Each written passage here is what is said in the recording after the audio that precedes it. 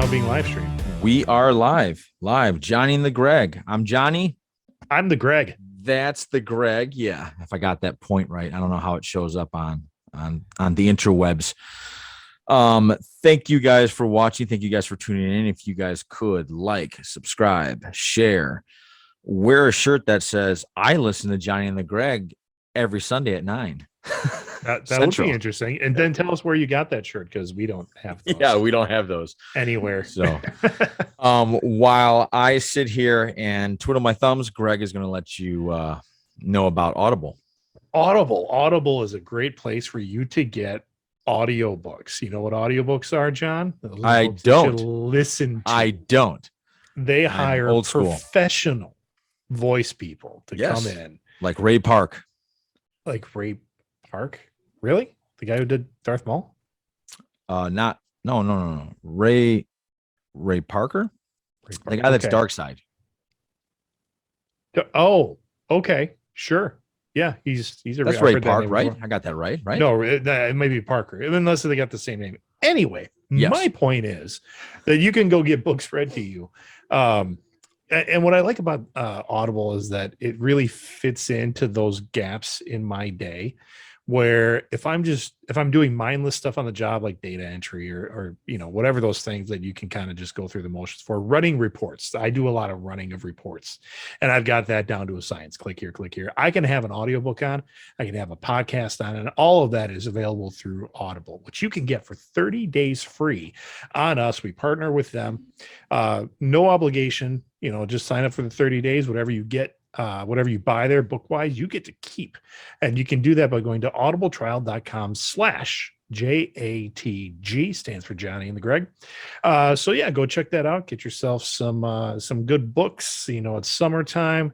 If you're driving with kids in the car, if they're little kids and they're doing the kid movie thing and you just want to put in some earbuds and drive and listen to your own stuff, do that. Or if they're like my kids, that they've got their own earbuds in and they're just on their phones and they don't want to talk to their parents in the car, I put on a book and just listen to my own stuff. Yeah. So once again, you get 30 days for freeze, and you can do that at audibletrial.com/JATG. There you go. I have jumped onto the second novel of Jack Carr's James Reese series, so I'm reading that currently. Good for you. I know that upsets Greg. We're never going to talk about the Dresden books, are we? No, we can. We can talk about the first two I've read. I'm going to start reading the third one so that we can get on the same frequency when we are going on our little trip to Indianapolis soon. So that is, well, that's a couple months away. So that's still a couple months away. What he's talking about is that John and I are going to Gen Con, the nerd mecca of gaming. Never been. Now, we're gonna be doing some stuff there, because what's really interesting is that John has been playing Dungeons and Dragons for about 2 months, 3 months, maybe. Nah, I'd say 2. Not a long time. No. And we are gonna just fully integrate him into the nerd culture. You're gonna be a little shocked. I think it's gonna be some culture shock for you. I'm either going to fight or I'm gonna flight. So one of those two are gonna happen. I'm either gonna run, going, what is this? This is too much nerd overload. I got to get out of here. See, I thought you might have been that way for a little bit when we were doing like C2E2 and comic book conventions, but you integrated in just fine. Yeah, I can find my niche. And I think what might happen with this is that it'll be the initial like, what the heck? And then you'll get used to it. And then I really feel, because we're there Thursday through a Sunday. Yeah. I'm predicting Sunday at like 10. You're going to be like, ready to go? Like you want to drive home now? And I'm going to be like, no, I have more shopping to do. Or something like that. Because I save up my shopping usually until Sunday? It's the last day in there. Yeah. I've always done that when I go to conventions for multiple days. Whatever the last day is I'm there, I'll take the other days to scope out booths. Well, that's because you can talk them down, right? In price. There's some finagling to be had there. Trying to get rid of it. Yeah, like these guys, the more that they sell, the less they have to take home. So you just try to be like, hey man, I know you had this for sale, in terms of games when they're expensive, I know you had this for sale for $80 on Friday. What if I give you 50 now? And sometimes they'll take it, and sometimes they'll be like, no. Yeah. So it kind of depends, but we'll see. Yeah, we will see. I'm sure we will document Johnny's new experience thoroughly, or we'll at least talk about it. So yeah, stay tuned for that. Today, wow. We're going to talk about, I think it's going to be a hard conversation for me. For one subject, just because I don't have a lot of background, I'm actually starting to really dig in and try to figure all of this out. And we'll get into that in a minute. But I want to cover, should we go heavy or should we go light? Go light first. Okay. So for light, we're just going to, I don't know if this is even going to work for me either. Did you see Interceptor, the Netflix movie?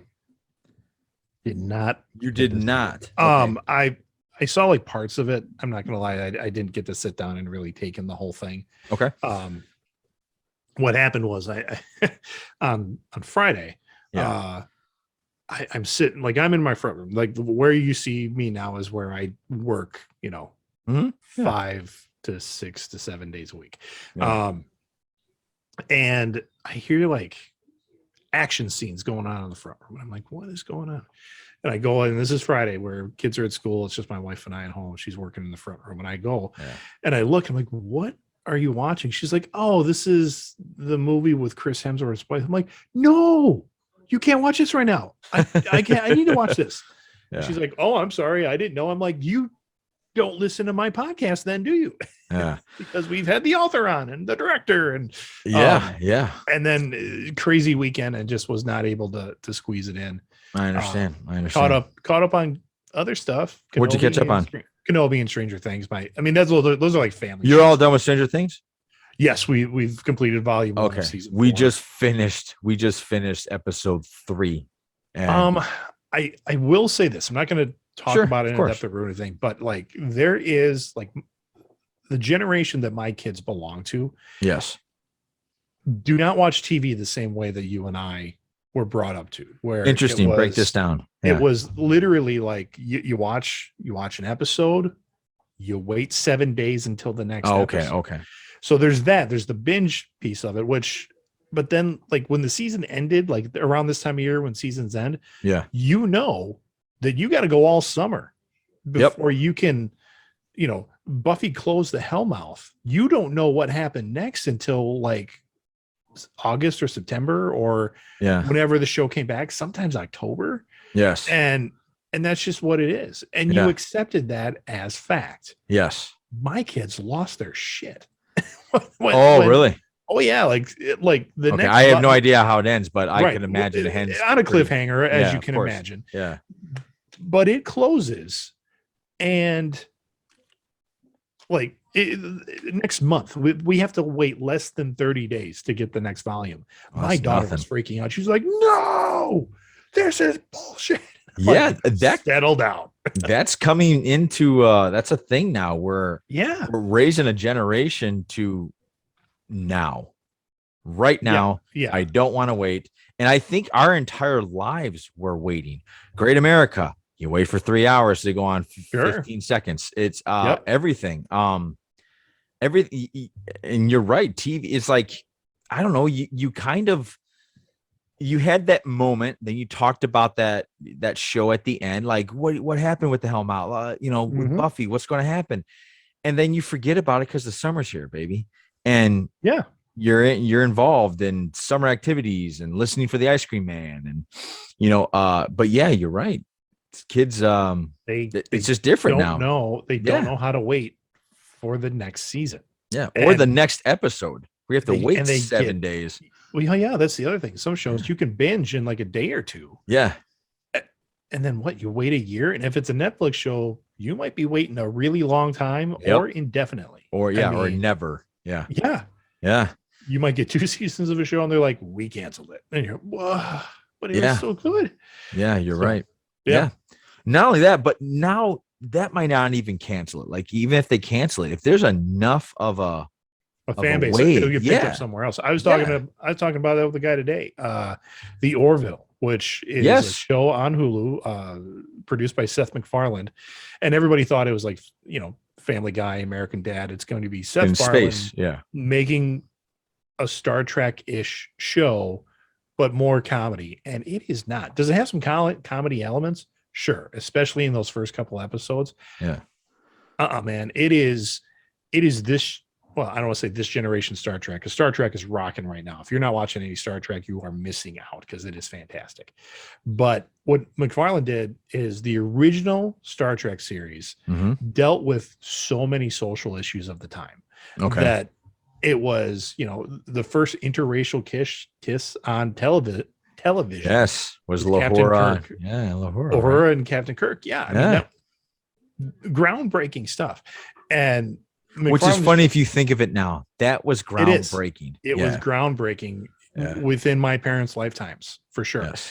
And now MacFarlane's like, he's taking like gender fluidity and just different types of concepts that society is struggling with in general. I mean, it's not all just gender stuff, but it's everything. Right. And making a show about it. And interesting. I didn't know that. Yes, it is good science fiction. It's good science fiction, and it's good social commentary.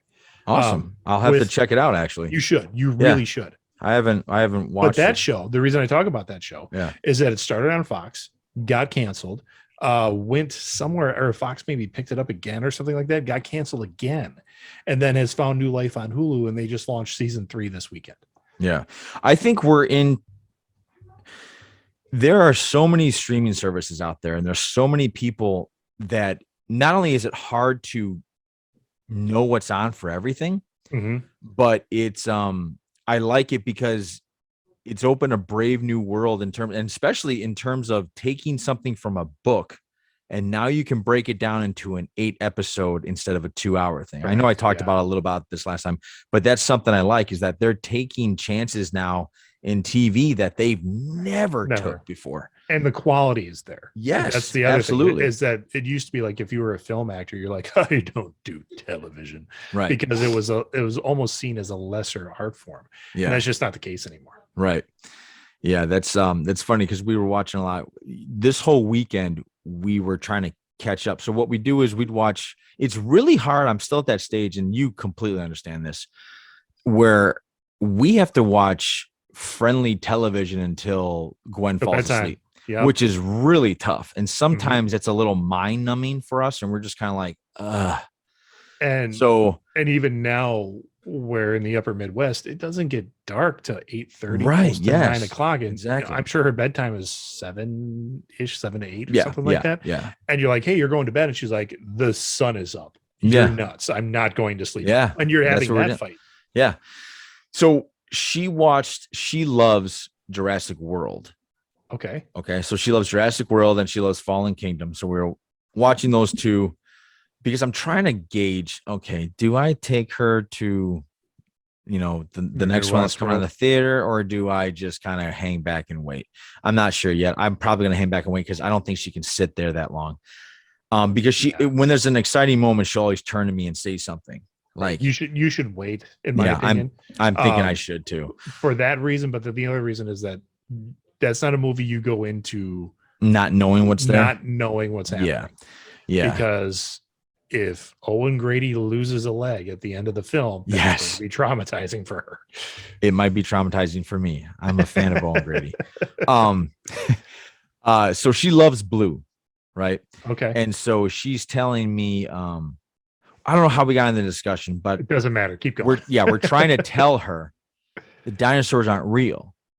And she's going, yeah, they are. She's literally pointing the TV right there. Yeah. I'm like, no. She goes, well, Daddy, is he real? And she's talking about Owen. I'm like, yes, he's real. And she goes, well, then dinosaurs are real. I'm like, no, honey, this is make believe. And then, and what finally clicked in her head, I said, Gwen, do you know when you and I pretend to play? She goes, I go, well, they're just playing with a lot more money. And she goes, a lot more. Like I said, they can afford stuffed animals that look real. Yeah. And she's like, oh, so it's not real. I'm like, yeah, no, it's not. She's like, I don't know if she'd understand it yet, but when you show her the Jurassic World, the first one. Yes. Uh, Jurassic Park. no, Okay. Jurassic World. where Owen Grady's doing his hands Yes. out, Yes. and you see three guys in green suits with like a helmet of a raptor, and they got their arms up, and they're Oh, really? oh yeah, you can find that. Oh, great. I should show her that. You can find, and they're in the green suits, and it looks ridiculous. Oh my gosh. Yes, I'm sure. Because you know what's funny? Today, she's running around acting like a raptor. Yeah, She's blue. My And son she did keeps that for saying to me, years. Dad, do this, do this. And I'm like, oh, you want me to be Owen and you want to be blue. You want me to stop you from eating me? Okay. Yeah, right. So that was interesting because after a while she wants to keep going like 20 minutes. And I'm like, okay, I've acted this out. I've given you my best takes. Yep, not today. Yeah. Not today. It's not happening. Settle down, Francis Ford Coppola. We're not doing it today. Yeah. Anywho, Interceptor. I'll tell you what I think. Now, anybody who knows me or has listened to this show, this is my favorite author. This is one of my favorite authors. Absolutely. I love this guy. And I've been lucky enough, and he's been nice enough to jump on here twice and talk about whatever we want to talk about. He's been really gracious about that. So going into this movie, I absolutely knew it was his first time. When I saw the trailer, first time director, first time film writer. When I saw the trailer, I absolutely wasn't like thrilled because I just saw it and I thought, okay, this seems a little. Now Matthew Riley has, if you've spent any time with him or has seen his background when we're talking to him, he is an 80s kid. He grew up in the 80s. That's where action started, just like you and I. And so this movie's very 80s. There's a lot of, and that's action cliches. Yep. Yes. That is the niche I think you need to put it in. Yes. And I think if you can do that as a film viewer, if you can start to categorize your mind into certain genres, right, as you're going in, the enjoyment of the movie can change. Yep. So you're right.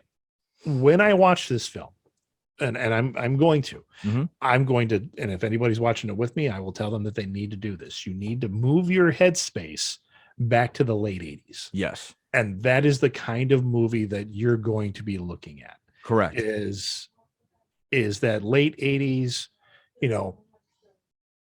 kind of just post Die Hard, post Predator, like this is very much can expect. Die Hard on almost an oil rig is what this is.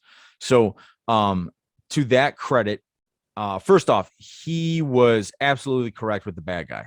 Bad guy knocked it out of the park. He was awesome. I had a good time with him. The rest of the movie, again, it's an 80s it's very 80s movie. I think it's number one on Netflix right now. I think currently, yeah. So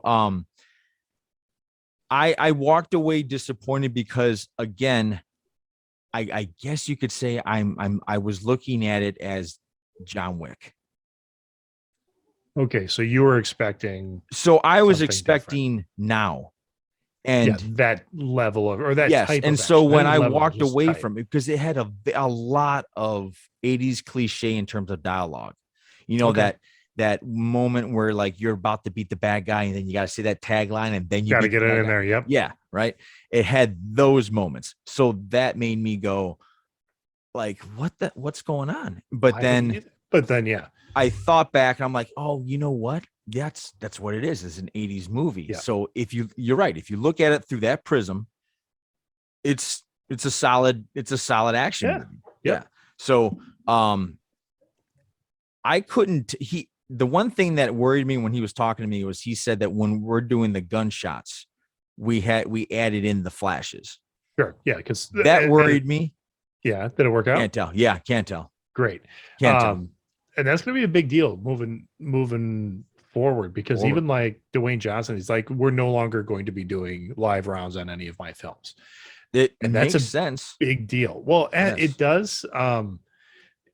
The tragedy with the Alec Baldwin film, and we were just talking about this the other day. Yep. That Western that he did. And we were talking about it. We're actually, one of the shows we're watching right now is The Offer on on Prime, and it's all about the making of The Godfather, and it is fascinating. Is it? It's really good, I really well acted, really well produced, and the story is great. Yeah. So like there is some mafia interaction in how they had to make this film. But then at one point, like the producers, or I'm sorry, the studio, which is Paramount,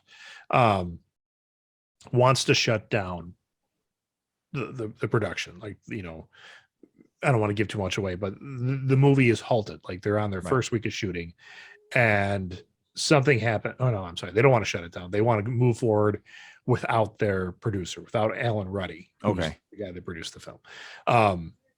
But Alan had made so many inroads with different people, including the mafia. And so they're shooting in New York. And then all of a sudden it's like they have a walkout. And it's like, what do you mean there's a walkout? Well, most of the film industry, and especially if it's a big film, it's all controlled by the unions. Yeah. You've got I mean, it's not just the actors and the writers union, like all the electricians, all the carpenters, all the everybody, everything there's a part of the union. Well, at that time, who's in bed with the unions? Is the mafia. And so the reason I talked about that is because you know, these big union projects, the movie that Alec Baldwin did was not a union project, which is why they had a weapons master or an armorer, as they call her, this was her second job, and she had next to no training. You know that, and that's documented. Like they've interviewed, they're like, so like, how much training did you have? She's like, training, oh, I just kind of applied for this job, and they told me to keep track of the guns and check them. I mean, so yeah, there were a lot of things in there where you're going, there's like, if that was a union shoot, maybe that wouldn't happen. Correct. Yeah. But now people aren't even taking chances. They're like, nope, we'll still keep track of the guns and you know, how to use them. They got to be able to slide in and out in it, but everything's going to be a fake gun, and there's not going to be any real shots. On a lot of films anymore. Do you remember that gentleman? Do you remember the show, in the 80s show, Travelers? Young kid was a genius and with history, and there was a time traveler that like fell in his room, and he lost his history book, but he brought the kid with him, and the kid became almost this time traveling guy with him.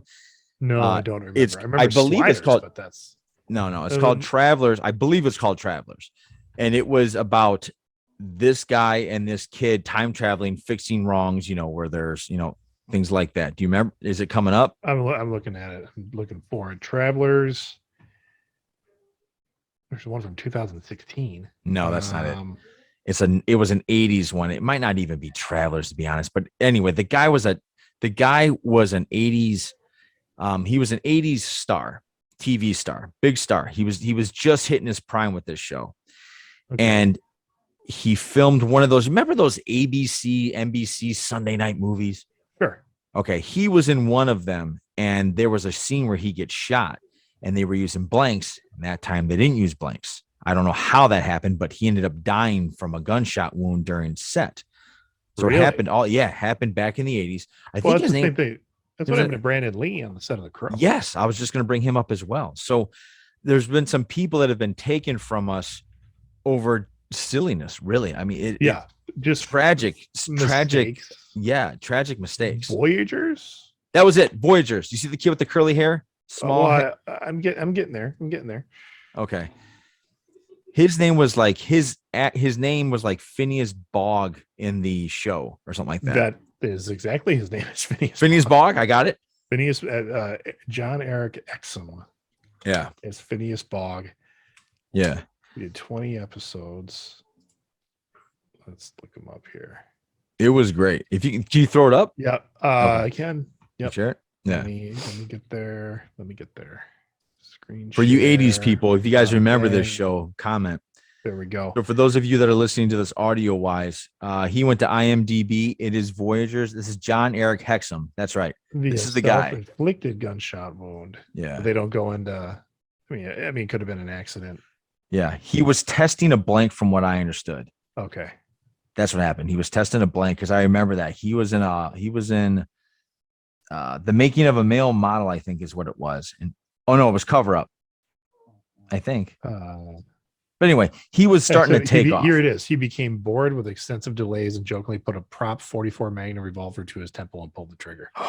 The gun fired, and the wadding, which is the same thing that got Brandon Lee, from the blank cartridge shattered his skull, whereupon the mortally injured Exum was rushed to the ambulance to Beverly Hills Medical Center to undergo extensive surgery.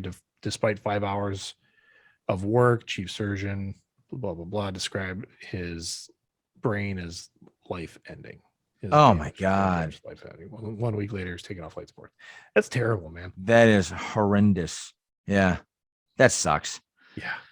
Yeah. Anyway, I remember that show, and I loved that show, but he had a little compass that helped you time travel. Yeah. I just remember that. I loved it. But he was supposed to be a professional time traveler that was righting wrongs. He lost the book that was supposed to tell him this is the date, this is what you got to fix. And the kid was a genius in history, and the kid ended up becoming his book in a way.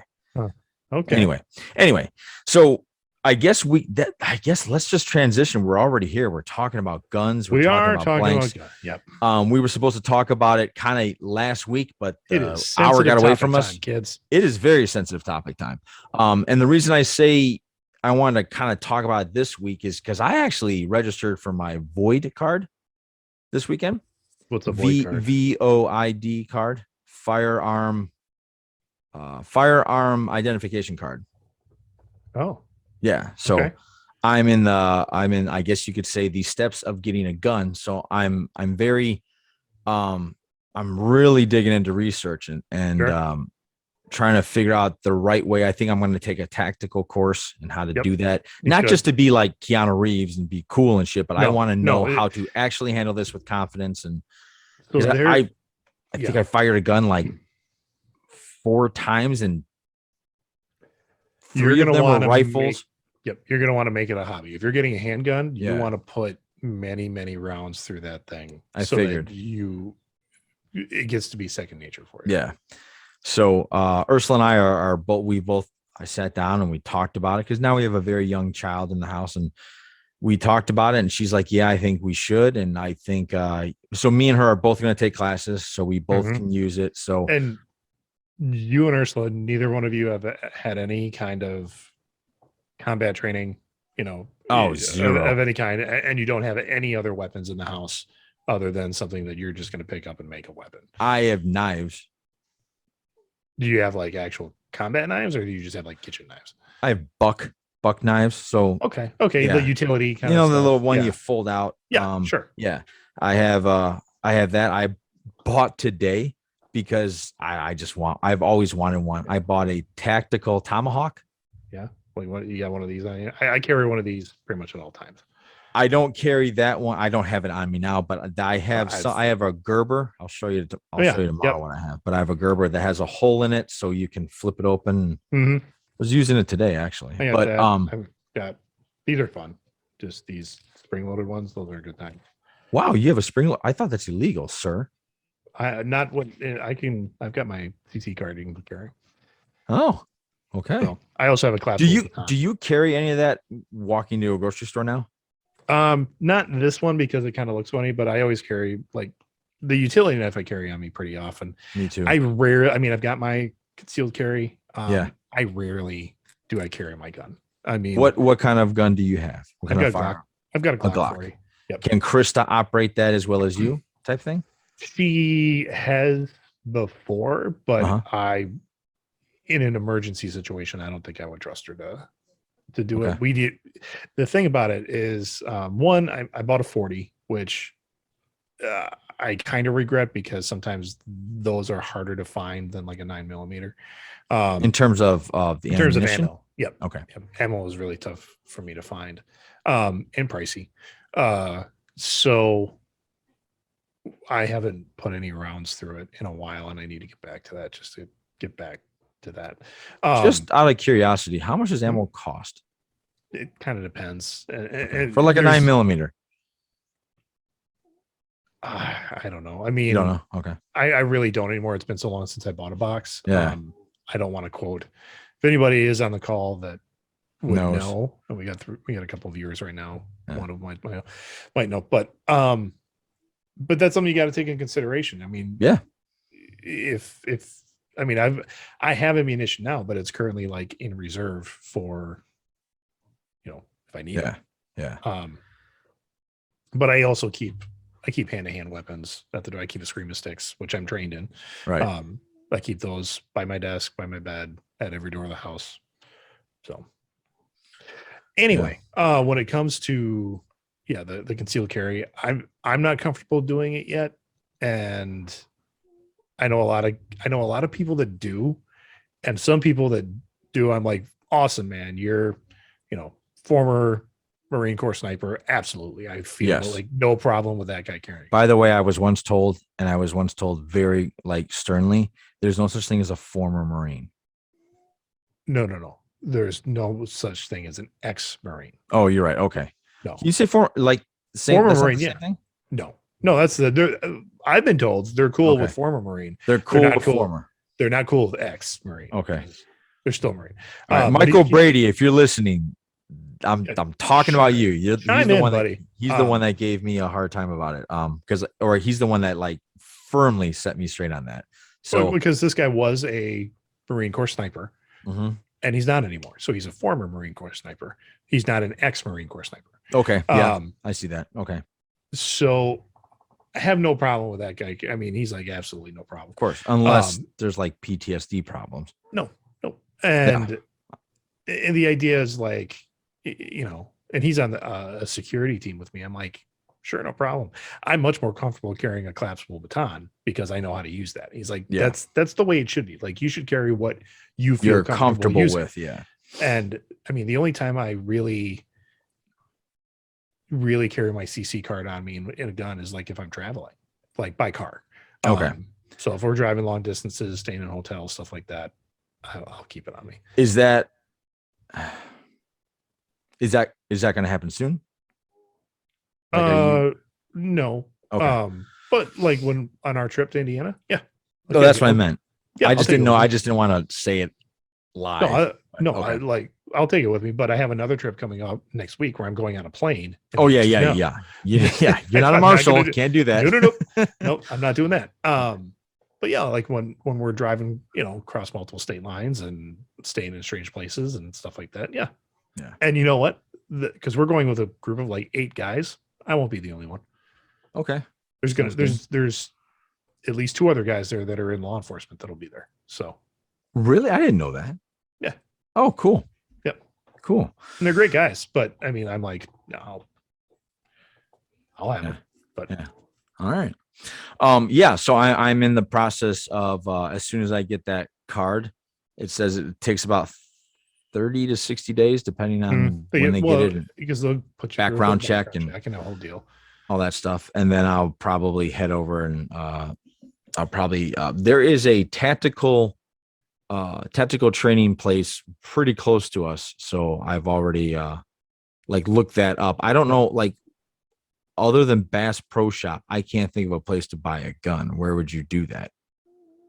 There's plenty of dealers. Is there? Oh, sure. You can look up arms and armaments and things like that. And I'm sure they just have stores. Okay. Yeah. Well, and the other, hate to say it, but pawn shops. I mean, people pawn guns all the time. Well, what kind of crap you got to go through? Like, it's from my understanding, I've only ever bought from Cabela's. So, okay. Well, there's a Cabela's by me too. So yeah, Cabela's. I know the Fleet Farm by me has a great selection. Really? Yeah, pretty good. And it all depends on what you're looking for. You go to Cabela's gun section and it is massive. I mean, they're going to have more than you really like. You're going to go in there, but the guys there know exactly what they're talking about. So if you that's say, important, yeah, this is what I'm getting it for. My brother's in law enforcement, so I consulted with him a lot on, do I get a 6 hour? Do I get a Glock? Do I get a Smith and Wesson? Did you say a Sig Sauer? Yeah, that's the one I'm looking at. Looking at Sig. Those are good. Yeah. I went for the Glock because they don't jam. They work every time. I mean, the only time I've ever heard of a Glock misfiring is user error. Okay. The guy put in he was shooting what's called a reload, which is, it's not a manufactured bullet. Somebody actually took the shell and reloaded it, and it's a way to get cheaper ammo because it's been shot already. Yeah. And this guy he did his own reloads, and he had too much powder in there, and when it ignited, it blew up the barrel. Now he was fine. His gun was absolutely destroyed. Yeah. But that just to me says they don't jam, they don't misfire, they don't. So like the only error you're going to get is user error. Yeah. And so nobody to blame but yourself. But I like your idea of going through the course. There's a place up by me. It's actually more Madison area, but they used to be at Gander Mountain. I don't know what they are now. Okay. But they have, so like one side is live fire, where, you put the headphones on and you're going to shoot live. Right. The other side, they have mock guns where they take CO2 tanks and you get the same amount of kick that you would shooting the gun. And then all that's coming out is air. All that's coming out is there's a air coming out from somewhere, but then there's a laser sight. And so you can still shoot target, but there's no live fire. And I had a buddy of mine went through with his bachelor party, and they did like training. Like it's home invasion training. Yes. Grab a shotgun, grab a handgun. We're going to take you through. And at first it was, it was a bachelor party. So they were like going through and just like blowing holes in the wall or whatever. Right. And the instructor came out. He's like, I understand this is a bachelor party. You guys are having a good time. We take this in a serious kind of way. So, which it should be. It should be. And absolutely. So he's like, and either like no one's been drinking yet. I mean, they're all just trying to have a good time. Of course. Like, save that for later, or we end it now. And we'll refund you, no hard feelings or anything like that, but you guys need to know what you're getting into. Yeah. And so then after that, like when you've got it, according to them, if it's a home invasion, something like that, like if you're coming down your stairs and you've got a gun in your hand and you think there's somebody in your house, you have to be shouting to them, I'm coming down my stairs and I have a gun. I will shoot you. Like, really? I didn't know that. You need to, so there's no sneaking up like they do in the movies type. No, crap. That's their training. Now, I don't know if Illinois has a castle law. I know Wisconsin does. What's a castle law? Castle law is that you get to protect your home, your castle, from anybody that intends to do you, your family, or your property harm. So if someone's in your house and you think that they are going to, hurt you and your family and you shoot them, you're protected. Now that threshold ends at your doorstep. So if they're running out of your house, you don't get to shoot them. And that's where a lot of people get that wrong. And this is me talking with law enforcement and clarifying these things. Like if the guy's trying to flee your house and he's out on your front stairs on those steps, don't shoot him. Okay. It says in Illinois, you can reasonably force to defend yourself or someone else or to defend your home or other property. Yeah, it's that reasonable part that they make. What should you do if someone is attacking your house? It says obviously you call the police, but if someone does break in while you are home, you should immediately retreat, call the police, if possible, not control the intruder. If you do choose to use a weapon on the intruder, you can find yourself on the wrong side of the law. Yeah, okay, that makes sense. So, I've just been getting this overwhelming feeling that I need to protect my family. I don't know where it's coming from, to be honest. I do. I mean, yes, there is this world out.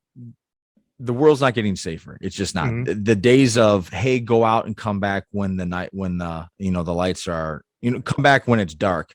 I feel like those days are kind of over. Oh yeah.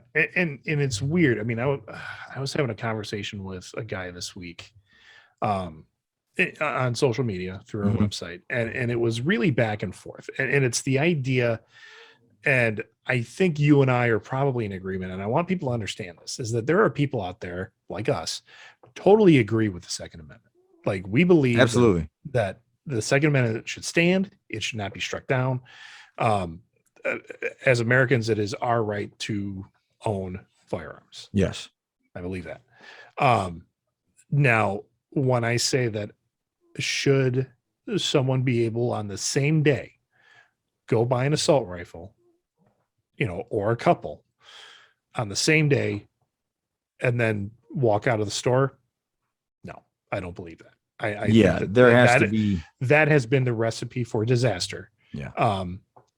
For at least a couple times. I mean, especially with these last two, with Buffalo and then down in Texas at Uville, they got their hands purchased, Right.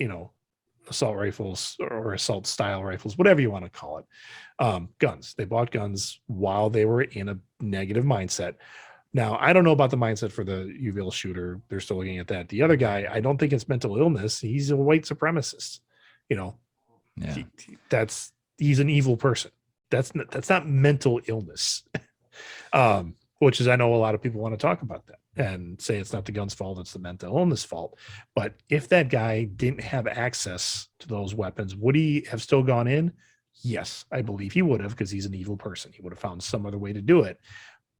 But it's a lot harder to, I think, get that many people with a car or with a shorter clip, or even if it's stabbing, a knife, or something. I think we talked about this a very long time ago, where I said something along the lines of, like, it needs, like, why don't we treat it like, and maybe I'm going to admit this is not my strong suit. I don't know enough to take a hard stand on anything, but I do believe that we do have the right to have a firearm. I just believe we need to whatever's going on now, we need to figure out a better way. I'm not saying take it away by any stretch of the imagination, but I am saying we need to go take a tactical course, and every just like your driver's license, whenever we have to go through with our driver's license, we should go through the same thing. Maybe there should be firearm insurance. I don't know. I agree. I think, especially when you're getting into the driver's license kind of thing. And this was the point I was making with the gentleman on our website too, is like, hey, go take a test. We do that to be able to drive. We make you take a class, right? And then we make you take a test. Mm-hmm. Actually, some places don't even make you take a test more, but in this case, I think you should have to take a test. Yes. And go through a course. There's the background checks. There's the, I think there's got to be, in other countries they do like a psychological profile on you, which, for some jobs that you get, or even just to apply for some jobs, they make you go through a psychological profile. Yep. And go through those things to be able to legally own a gun. Are there going to be criminals out there that constantly get their hands on firearms? Yes, they will. But I think if we can decrease, and not even decrease, I think if we put some more checks and balances in there for people to get legal firearms, that's going to decrease the amount of illegal firearms, because a lot of those firearms were purchased legally at some point, and then they were stolen or whatever. So I'm in favor of those type of practices, because we're not the only country that allows the citizenry to own guns. Yeah, I was going to ask you on that. Go ahead. I was going to ask you on that.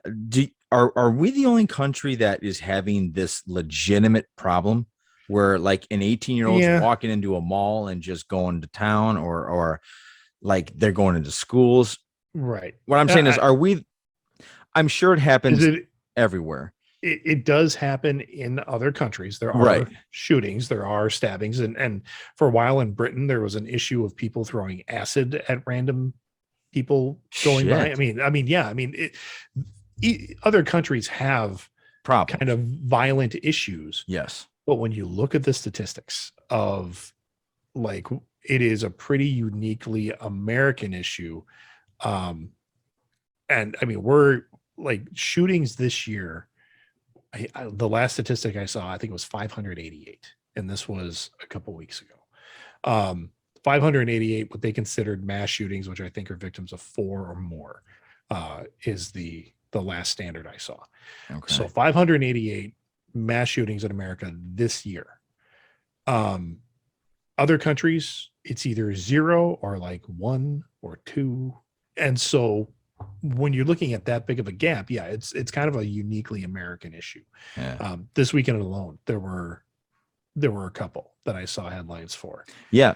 Two people were found actually dead from gunshot wounds in the town next to me. They were found on the road really? this morning. Yeah. A woman and a man. Yeah. I mean, and you got to think that, the gun violence it's not a unique American problem, but it is a huge American problem. Do you have an idea or a theory as to why? I'm not that you're going to solve it, or not that we're going to solve it today. I'm just saying, does Greg have maybe an idea or why, or is it? I think it's guns because they're available. Okay. And they're readily available. And those what you're saying is those people are going to act out, and they might act out anyway. Like, I can't say for sure that, I mean, if there's 588 acts of gun violence so far this year, out of those 588, if we had gun laws like Australia or the UK or Japan, which make it kind of, there's more hoops to jump through. I don't want to say make it difficult, because a lot of these hoops, they're like, if you want it, you want it, go get it. I mean, it's just, it's more checks and balances for you to do. Right. And they're not infringing on your rights. You still have the right to own one. Right. These are just the things you need to do to get one. Right. And out of that 588, is gun violence still like, is it at 250 and then the rest are stabbings, or the rest are beatings, or the rest are other things? I don't think so. I mean, it's hard to say that. I mean, this is just me kind of theorizing. Yeah. But I think if you added some of those more intense checks and balances, that we would see there'd be less. Now, the other part of this argument is, do you like the type of gun? Now, again, I've shot numerous types of guns. I had an offer once to shoot a 50 cal that I wasn't able to capitalize on, and I kind of regret that, because they're fun. I mean, if you're doing it as a sport, it's fun. But I know a guy that owns 6 or 7 AR-15s. That seems a bit much to me. What's an AR-15? That's the one of the more 50 popular. Cal? No, it's not a fit. ARs are the more popular rifle, right? Rifle. Yeah, it's a rifle.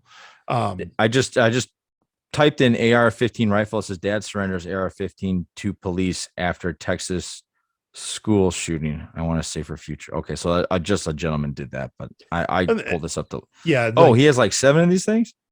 Yeah, he's got quite a few. Okay, and they're not cheap. No, and I've shot one of them, and yeah, it was a good time. Yeah. You know, you plug off rounds pretty quickly. But like I wouldn't use it for hunting. I wouldn't think so.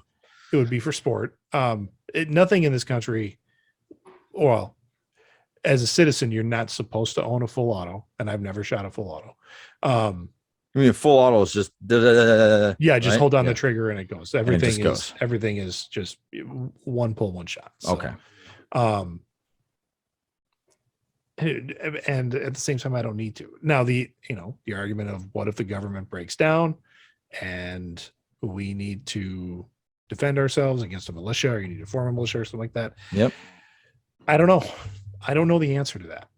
I know that seems less likely than the next school shooting. True that. So, yeah. And guys, look, we're not saying, hey, listen to us because we know what we're doing. We're just talking about this right now. And so Greg and I think it's important enough to discuss it. What do you guys think?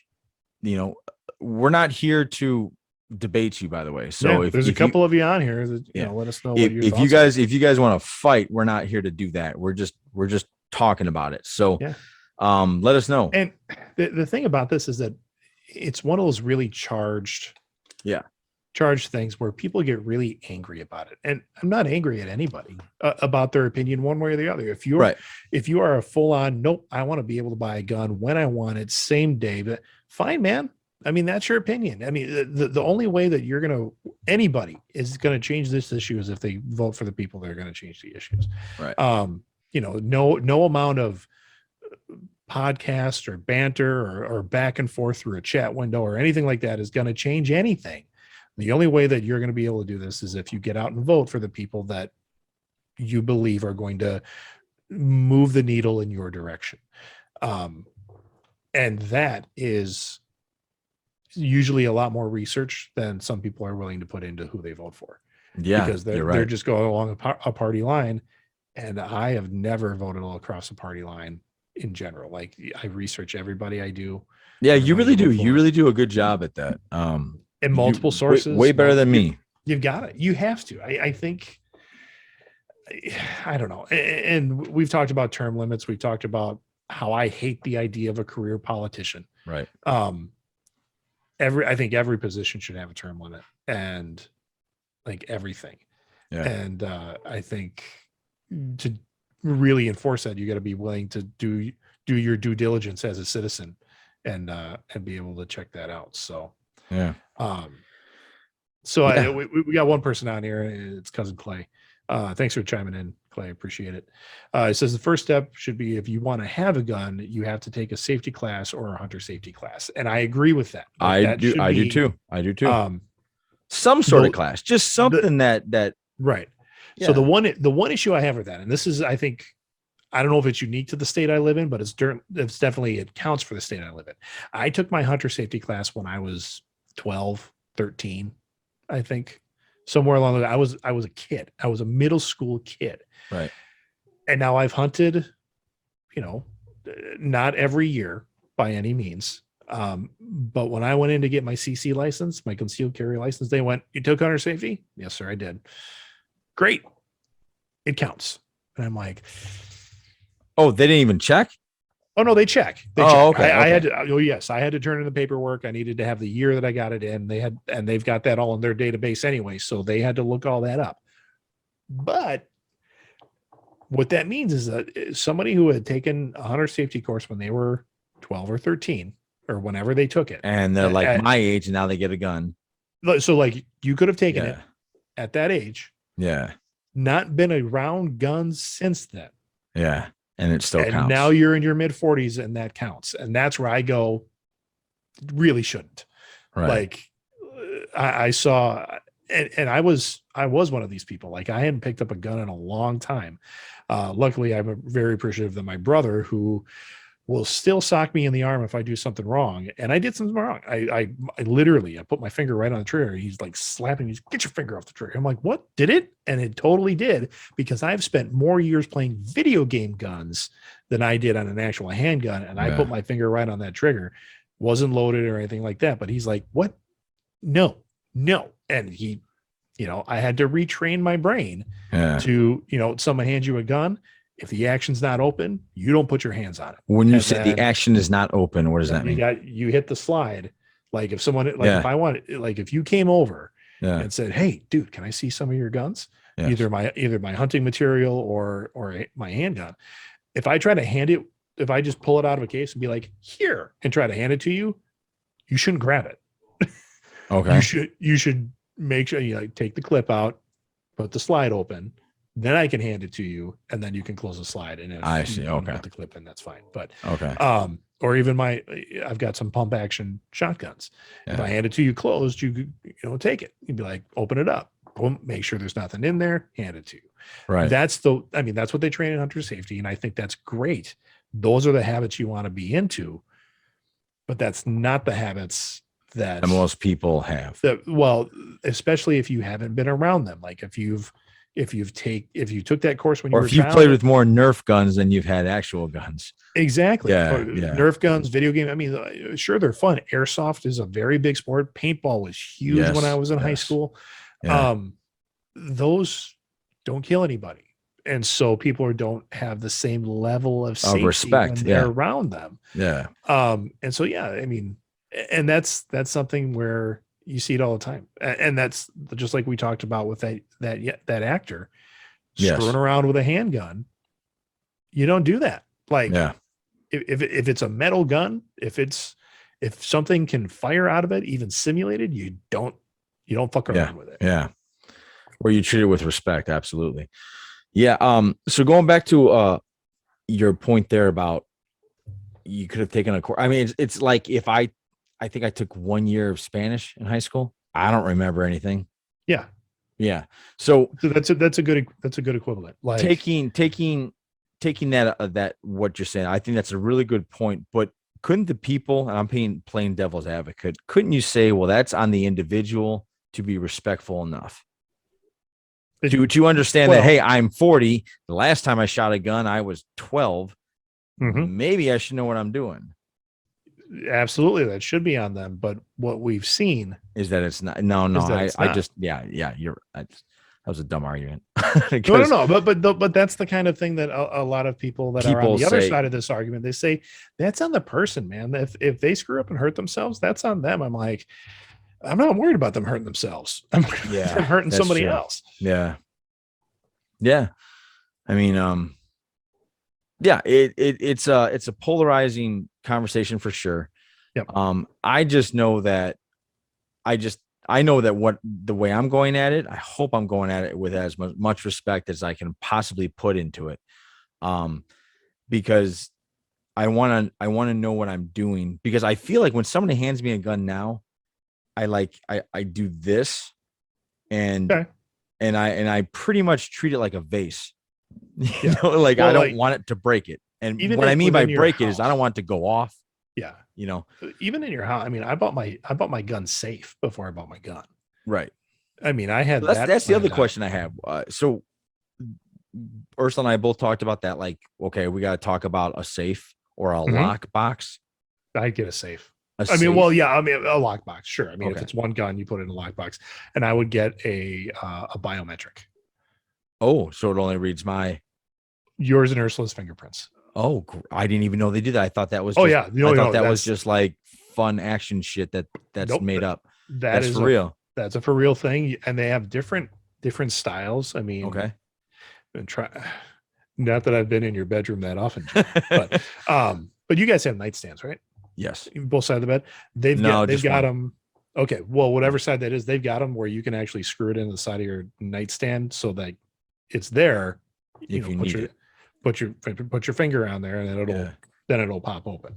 Okay. Like mine now, because I don't have a biometric. I should have got one. I didn't foot the bill for it. I have you put your hand on it and you do like a fingerprint.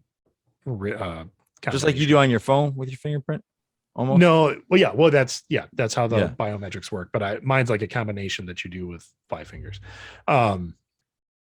and to me that's like wasted time, because like in an emergency situation, am I going to remember that comment? I'll probably. That's a good point. Or I'm going to sit there and go, "Where the hell's the key? Where's the hell is the key?" Correct. Yeah. Okay.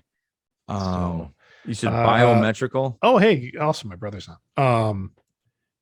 TABK, what is TABK? Treat every firearm as if it were loaded. That's one of the first lessons he also taught me, like everyone. Always point the muzzle in a safe direction. He hit me for that one because I accidentally, I was pointing it away from him, but actually went in the direction of the guy behind the counter. Be certain of your target and what is in front and beyond, because bullets go through things. Yep. And keep your finger outside the trigger guard until you're ready to shoot. And he smoked me in the arm for that one. Kurt, what is TABK? I don't know what that means. Cousin Clay says, I also don't think handguns should be available to people like they are. Everyone talks about AR-15s, but handguns are mainly meant for shooting people. They are for self-defense, which is shooting people. Yeah, that's true. I mean, the purpose of a handgun is for defense. Like that's what I guess that makes sense. Yeah, you don't bring a handgun hiking. Yeah, you don't bring a handgun hunting. Sorry. Yeah, the AR is, people can hunt with those, and they do. I can't imagine shooting a deer with an AR. I mean, just be. I would almost think that's like overkill. And well, AR.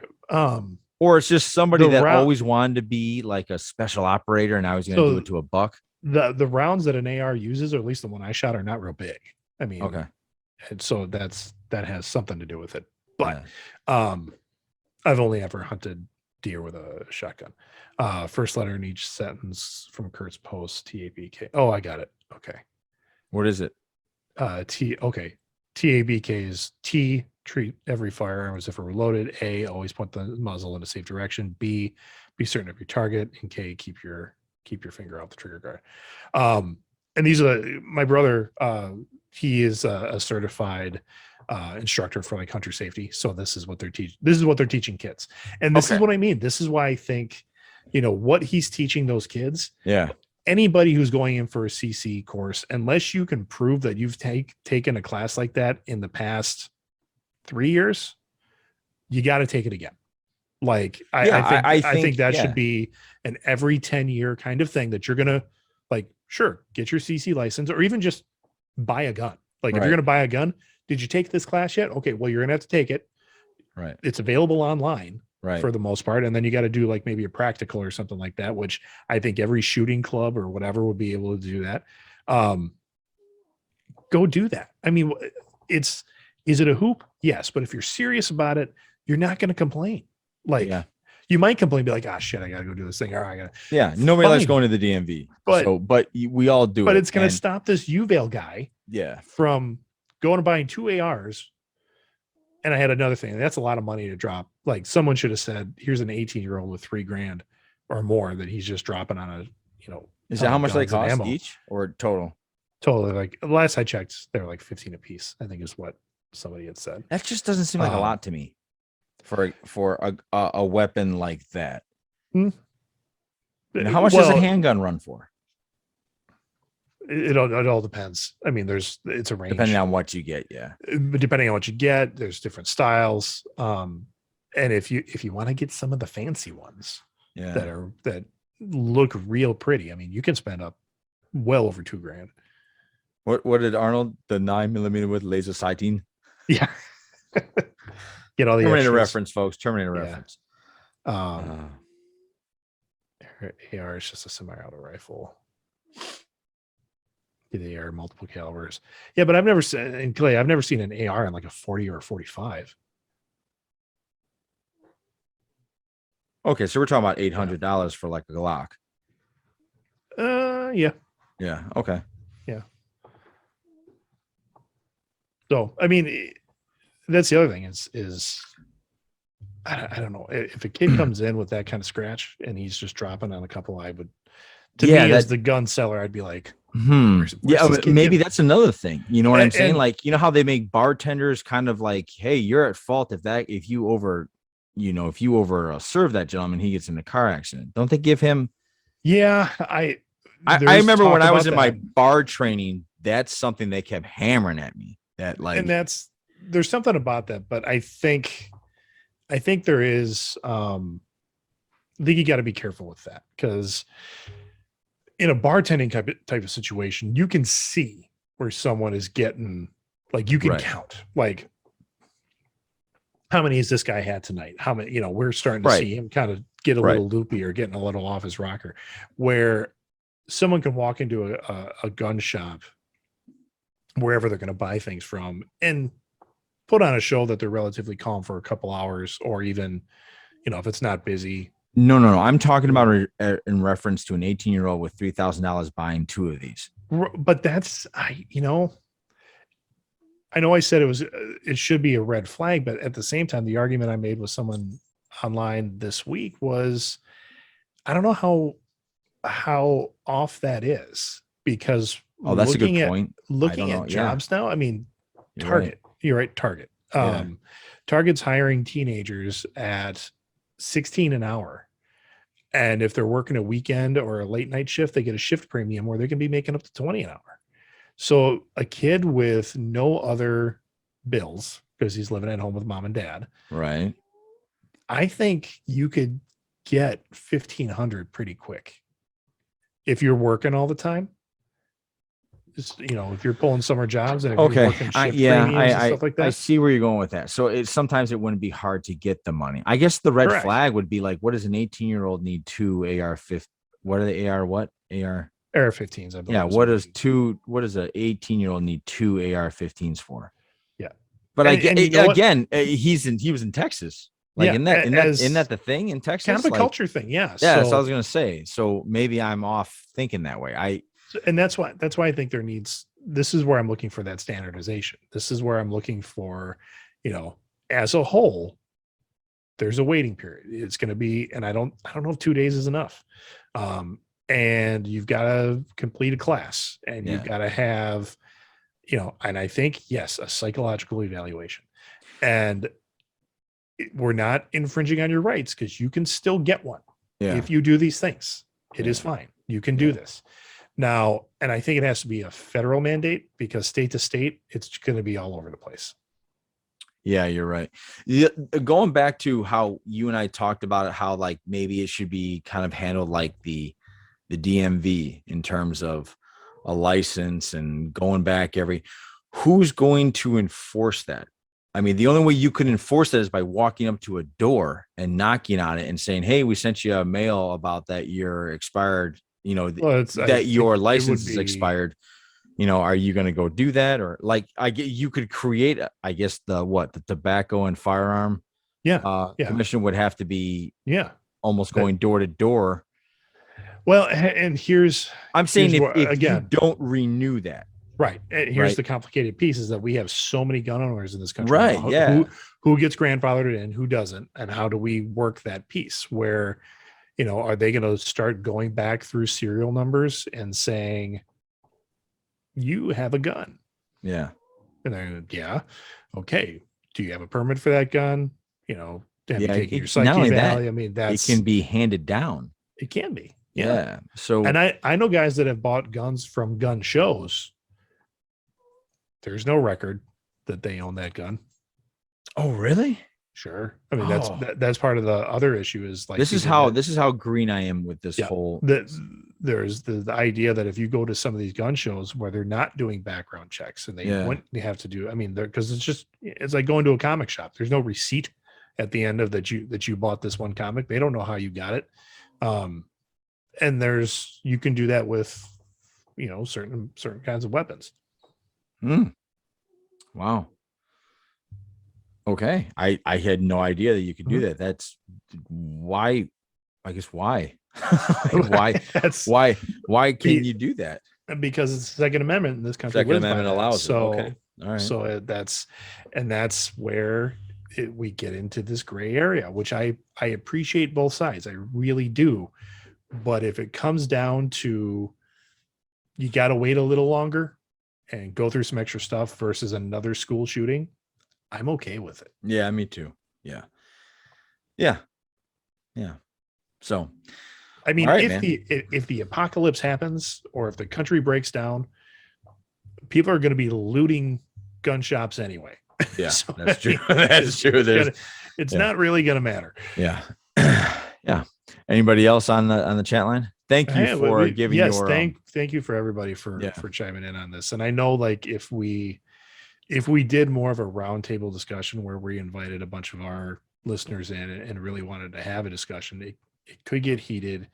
There could be hurt feelings. And so that's why John and I just decided to kind of keep this with the two of us, but we do value everyone's opinion and keep up the discussion going. And again, we're not doing this to piss anybody off or get mad. We're getting to the point where where's that line where if you want a gun, you can have it, but we need to decrease the amount of gun violence in this country. Like, there's facts to that. Yeah.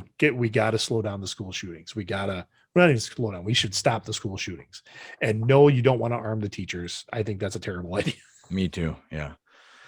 Those folks are buying their own school supplies to educate your kids, and you want them to be able to have a handgun in the classroom. It's not going to work. Yeah. Yeah. I think that's well said. And just jumping out or adding to the not having people on here and having a round table.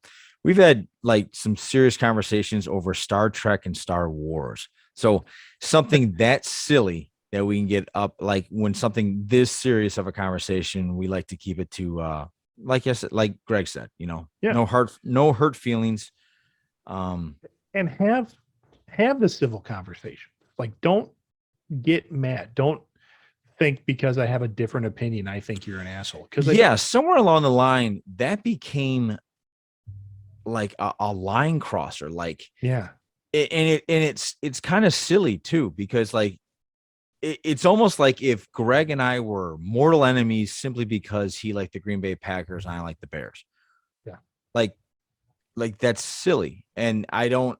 Somewhere along the line, like there became this, you have a different opinion than me, then you suck and you're an enemy. Yeah. And that can't happen, man. Like that doesn't make any sense. Or they put it on themselves of like, oh, you just must think I'm an asshole then. I'm like, no, yeah, exactly. Or I'm really a shithead because I think this way. No, I'm just, not at all. We're discussing. So yeah, I think we'll leave it at that.